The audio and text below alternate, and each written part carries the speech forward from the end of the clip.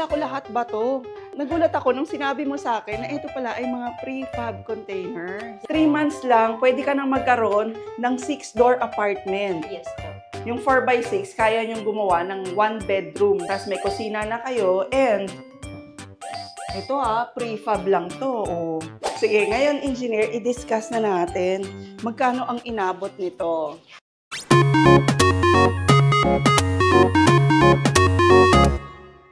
Marami sa atin mga ka-best finds ang nangangarap talagang magkaroon ng sariling bahay. Pero bukod sa mga conventional na bahay na alam natin, na talaga namang ang taas ng halaga ng ginagastos for construction, di ba? Alam nyo ba na meron na palang mga prefabricated houses? Mas lesser talaga yung cost. At ngayon sa vlog na to mga ka-best finds, hindi lang basta instant bahay ang ipapakita namin kundi instant apartment ang bibisitahin natin. Alamin natin ang detalye ng mga ito, anong materyales ang ginagamit dito, paano ba ito ini-install, gaano katagal, at syempre alamin natin kung magkano ang magagastos natin sa ganito. So, samahan niyo ako sa buong vlog na to, at sa mga hindi pa po nakasubscribe sa ating channel, please don't forget to subscribe and hit the notification bell dahil marami pa po tayong best finds na isi-share sa inyo. Welcome back sa ating channel. Sisimulan po natin ang bagong taon sa isang nakaka-inspire na kwento. Bagong taon, bagong pangarap, bagong bahay, bagong idea sa negosyo.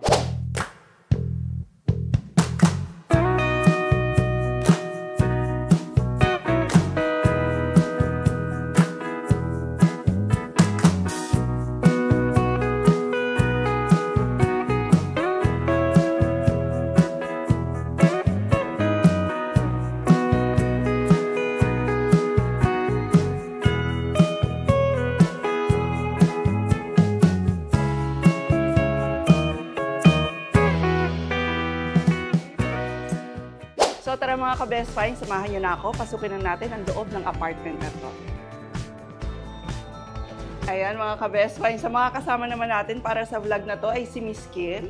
Siya lang naman yung nag-engineer at nag-handle ng construction ng apartment na to. At ang nakaka-amaze dito, Miss Kim, etong buong apartment mga ka-best finds ay prefabricated. Yes po, ma'am. Prefabricated po yung pinaka-unit, but the rest po is concrete. It's a mix of prefab and concrete po.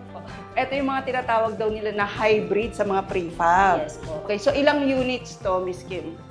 Meron po tayong 6 units. Meron po tayong 3 units dito sa baba. Meron din po tayong 3 units sa taas. Okay. Tapos sige nga, bigyan mo nga kami ng idea. Gaano ba kalaki to? Ano yung mga materials talaga ng prefab para sa mga nagko-consider nito? At gaano kalaki yung matitipid nila sakaling ito yung ipapagawa nilang bahay? O katulad nito, ito yung pinagawa niyang negosyo. Biruin mo, pwede na pala kayong magkaroon ng apartment na gawa sa prefab. Yes. Bali, ang isang unit po is 4x6, which is 24 square meter po. Ang wall po nito is made from sandwich panel. Napapalooban po siya ng IEPS, which is fire insulated po. And then, yun po yung nagkakos kung bakit hindi po mainit sa loob ng unit. Ang iniisip ko dati, Miss Kim, pag pumasok ako ng prefab, medyo maalinsangan, mainit kasi made from metal. Pero surprisingly, pagpasok dito, parang normal na bahay, yung temperature, no? Lahat ba ng prefab ganon? Opo. Doon po sa pinagkuhaan ko, which is Icontech po, sila po yung nagbibigay ng IEPS. But other company po na hindi po IEPS yung gamit nila. Ganon. Sa Yes, Icontech. Yes po, Icontech. Meron siyang 1 bedroom dito. Sino mag-aakala nga na prefab to? So, yung ilalim nito ay? Made of foundation po na concrete. Concrete. Yes. Pero, choice na lang ba nila yon kung ipapa-concrete nila? Choice po nila kung ipapa-full concrete po nila. Pero this foundation po, kailangan po naka-concrete talaga para makuha po yung load na nabibigay ng building. Kasi second floor po eh. Kasi nga 2 floors yung kanyang apartment. 6-door apartment Yes to. po. Tapos, etong prefab mo, kasama na tong window nung binili Yes mo. po. Pag in-avail niyo po yung container, kasama na po siyang window doors and lightings po. Opo, itatap na lang po siya pag nagkaroon na ng meter base. Oh, okay. So, pag dineliver nila yon, kunyari, kukontakin ko yung contractor mo, Yes po. si Icontech. Iba't ibang sizes ba yung available sa kanila? Yes po, meron po silang 3x6 na standard, tapos meron din po silang 4x6, which is ito pong unit na Ito yung 4x6. Yes po. Yung 4x6, kaya nyong gumawa ng 1 bedroom sa 4x6. Tapos may kusina na kayo, and ito prefab lang to. Oh. Diba? Meron ka na ring laundry area. Yes po. Nice. Parang conventional nga na bahay, no? Opo. Okay. Parang wala talagang pinagkaiba mga ka-best finds. Ang pinagkaiba lang daw, sabi ni Miss Kim, ay yung amount. Malaki talaga yung matitipid nila. Opo. Yung amount po, tsaka yung speed po ng paggawa nito. Kasi in just 3 months po, na-complete na po namin tong buong project na to. 3 months? Yes po. Wow! 3 months lang, pwede ka nang magkaroon ng 6-door apartment. Yes po. Sabi nila, fire retardant siya. Tama ba? Yes po. Sandwich metal panel po kasi siya, ma'am. Bali, parang yung IPS niya po, within sa loob lang po siya. Hindi po siya kakalat. Talaga? Yes po. O, ayan fire retardant. Tapos, earthquake proof din daw. Yes po. Totoo yun? Opo. Okay, bilang engineer si engineer nga pala yung kausap natin. So, earthquake proof kasi nga naman, pag bato, may tendency na gumuho. Yes po. Pero yung mga ganito, Wala naman po. Tapos, sobrang okay naman po yung foundation na pinagtatayuan niya. Kaya wala naman po magkapas ng anything. pag order mo nitong mga units na to, etong kanilang floor, kasama na ba yan? Yes po. Kasama na rin. Anong material to, engineer? Ito po is SPC flooring po. Made of stone and plastic po. Stone and plastic composite, Yes tama? po. Okay. Kumusta naman ang water? Paano Okay. yun? Yung drainage nito? Ang drainage po nito is pinagawa po namin. Yes po. Pinagawa po namin. Especially ito po, kasama rin po to sa inavail namin sa prefab. Ito kasi mga prefab na ganito, mga ka-best find, sobrang uso na siya sa ibang bansa, no? Kasi nga, less cost, tapos mas mabilis talaga Yes po. na ma-construct. Pwede po kayong mag-avail na may kasamang toilet or pwede pong hindi. Okay. Kasamang toilet means pati yung mga fixtures? Yes po. Pati po yung pagta-tiles po, kasama na po. Pati po yung pinaka-electrical, kasama na rin po. Okay, sige. Balik tayo dun sa drainage. Paano yung drainage nito? Di ba bakal to, buo? Paano yun? Ginawa po nila is abang na lang po, tapos pag i-connect na lang po sa pinaka-drainage, yun na lang po ang gagawin ng contractor. So, less hassle na rin talaga. Opo, i-connect na lang po talaga siya kung saan tatapon yung water, kung saan manggagaling yung water. Ganun na lang po yung gagawin. Pwede rin po ang Icontech na magkabit. Oh, nice. So, pati itong door. Yes po, kasama na po. Kasama yung na ring door. Opo, So, pati lahat-lahat na wala na kayong poproblemahin. Yes po. Okay. Itong itsura na to, pwede ring own house, no? Opo, pwede pong i-customize, pwede rin pong i-design ng depende sa gusto niyo po. Ito namang kusina nyo, engineer, ano naman to? Kayo na nagpagawa, ganun. Yes, customize na po namin to. Pero meron po kayong pwedeng i-avail sa Icontech na set po ng kitchen nila. Pwede rin. Nasa Yes kanila po. na. Okay. Gusto lang po kasi namin na wooden, na may accent ng wooden, kaya kami na po yung naglagay. Si Icontech, meron din ganito pala. Yes po. So, pag gusto nyo talaga na lahat-lahat sa kanila na, from toilet, lahat, doors, and all, pwede naman. Yes po. Pwede pong gawin ng Easy Build and Icontech yung mga kitchen nyo. Kasi meron po silang isang full of setup ng kitchen. Mhm. Then, ang gusto ko lang po kasi kaya kami po yung nag-customize is may wooden accent po. Oh, okay. Okay, hindi ba mahirap mag-install dito ng mga TV rack, gano'n? Hindi po. Holder? Kaya niyo pong i-withstand yung mga ganong klaseng furnitures. And also po, yung made po ng unit na to is WPC po yung ceiling, and then meron na po siyang kasamang mga outlets. Ganito, kasi di ba bakal siya? Opo. Syempre, di ba yung panahon dito sa Pilipinas, init ulan, di ba? Di ba prone sa rust? Di Yes ba ito po. kakalawangin in time, gano'n? Kaya naman po tumagal ng 5 years bago i-repaint po ulit.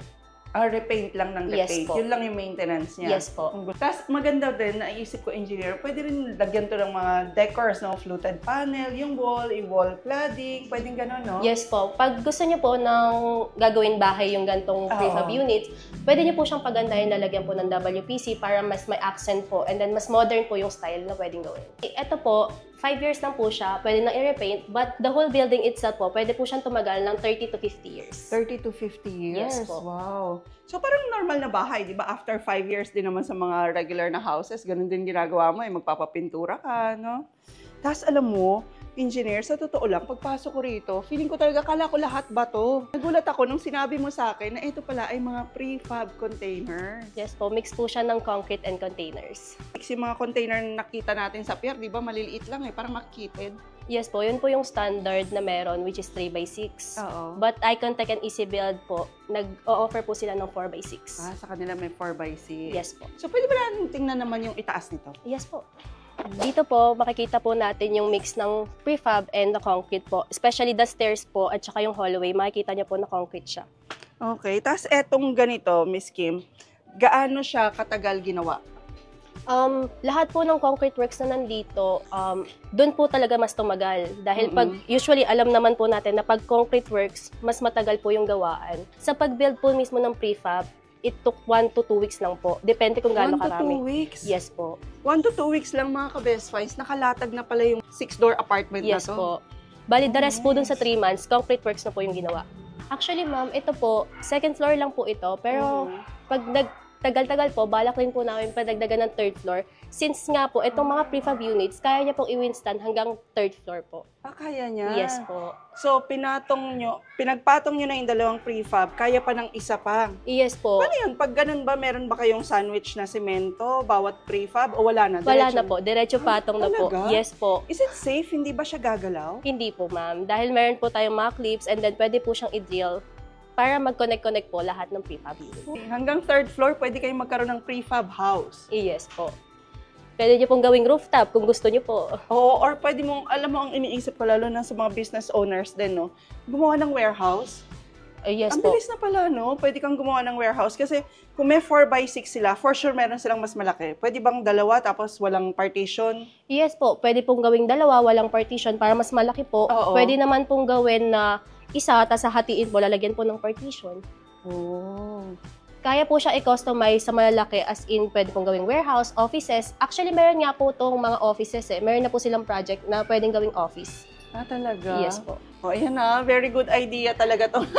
Nakuha natin ngayong vlog na to, mga ka-best finds. Yes po. So, parehong-pareho din lahat ng units. Yes po. Pwede niyo po siyang i-design ng iba. Depende po sa gusto niyo. Pwedeng iba yung design sa taas, iba yung design sa baba. Since ito po is for apartment, pinagpare-parehas lang po namin yung design. Okay. So, pwede palang customize. Depende sa design o papipiliin ka ng easy build? Depende po sa want ng client, pero magsasuggest din po ang Easy Build and Icontech kung ano po yung mas magandang ipagawa. Nice. Okay. I'm sure mga ka-best finds, excited na kayo kung magkano. Sige, ngayon, engineer, i-discuss na natin magkano ang inabot nito. Kabuoang building po is inabot po ng 3.7 million po. 3.7 million, eto na, itong Yes buo po. na to. Lahat Lahat-lahat na, pati concrete, pati terrace na to. Yes po, kasama na po lahat. Prefab po, concrete, hallways, lahat po. Wow, parang isang bahay lang yung 3.7 ngayon no? Yes po. Okay, pero yung isang prefab, magkano yan? Yung isang prefab po, nagkakahalaga po siya ng 235,000. Yun po yung bare lang na may kasamang 2 lights, Okay. outlets, then switch. Pero pag gusto niyo po magdagdag ng CR, mga kitchen cabinet, paabot po siya ng 300,000. 300,000 lahat-lahat na? Yes po. So, pati yung door, lock, kasama na? Yes po, kasama na po pati windows, pati po Okay. pag-i-install kasama na. Pati raw yung fixture sa toilet, kasama na. For as low as 300,000 complete na, meron na kayong 1-bedroom na house, no? Yes Pwede po. mo sabihing bahay, no? Opo. Okay. So, sobrang laki pala ng tipid talaga ng ganito. Yes po. Makakatipid din po tayo sa labor cost. Engineer, kunyari, eto lang. Ang ipapatayo ko ay, eto lang, 1-bedroom lang. Para lang sa nagsisimulang pamilya. Sa tingin mo, gaano katagal lang ang aabutin? It took 1 week lang po para mapatayo yung ganyan. 1 week lang, may bahay Yes ka po. na? Yes po. Pre-installation pa po yan. Okay. Kasama na yung installation nila? Yes po. Kasama na po yan pag nag-avail po kayo ng unit sa Easy Build po tsaka sa Icontech. Mamaya mga ka-best finds, isi-share ni engineer sa atin lahat ng contact details ng Easy Build at Icontech sakali ring na maging interesado kayo sa mga gantong units. Kasi pwede nga itong bahay, office, transient house, apartment, katulad nito, no? Yes po. Napakarami niyong pwedeng gawin. Fire retardant, earthquake proof, and easy to build po. And easy to build, okay. Paano na nag-order ka rito, Miss Kim? Binigay mo ba kagad? Kunyari, yung isang unit, 300,000 ka mo, nagbayad ka kagad sa kanila? Magbibigay po tayo ng deposit na 50%. Tapos, after po the 50%, tapos nagawa na po yung pinaka-foundation, i-deliver na po sa inyo yon.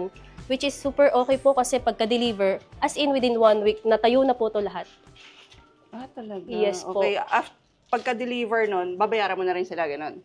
Meron po ulit payment pagdating ng delivery, which is 20% po ng kabuuan. Then, pagkatapos po ng project, meron po 10%. Doon pa lang po, i-complete yung payment. Doon pala. So, paano yung mode of payment mo sa kanila? Kinash mo ba?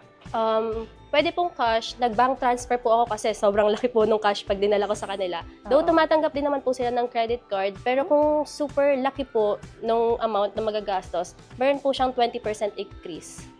Okay. So, yung 285,000 mo, i-increase na nila ng 20%, ganun ba? Yes po. Oo. Fair enough, no? Yes. Pero at least may credit card. Yes po. Tapos after nun, zero interest ba yun? Yes po, wala pong interest. Ang maganda po sa Easy Build and Icon Tech, super balis po nilang kausap, napakadali po nilang kausap. Pagkatawag niyo po sa kanila, again, agad-agad po nilang binibigay yung service na super ganda po. And then, mabilis po silang kausap and then mabilis po sila sa payment.